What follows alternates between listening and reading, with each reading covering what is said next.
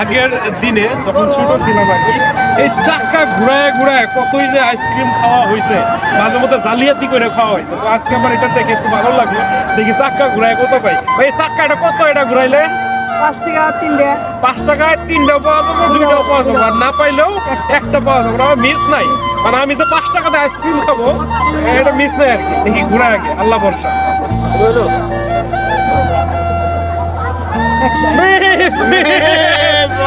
এক পিস ঠিক আছে, দেন তাহলে একটা একটা দেন।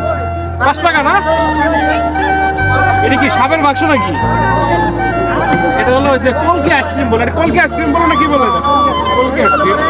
বন্ধুরা এটা হলো যে একসময় মানে এটা গ্রামীণ ঐতিহ্য, কিন্তু এটাও কারণ এগুলো হারিয়ে যাচ্ছে বর্তমানে আধুনিক যুগ চলে আসায়। এই যে এই আইসক্রিম কিন্তু স্বাভাবিক শহরের মানুষ বাংলাদেশে কেউ খায় না, গ্রামের মানুষজনই কিন্তু বেশি পছন্দ করে। কারণ 5 টাকা আপনি কি পাবেন? একটা আইসক্রিম কিনতে গেলে, নর্মাল একটা আইসক্রিম কিনতে গেলে 20 টাকা লাগে বর্তমানে দোকানে। তো এই হলো বিষয়। তো ভালো লাগলো, গ্রামীণ ঐতিহ্য আপনাদের সাথে শেয়ার করলাম। একটু খাই দিলেন কেমন স্যার?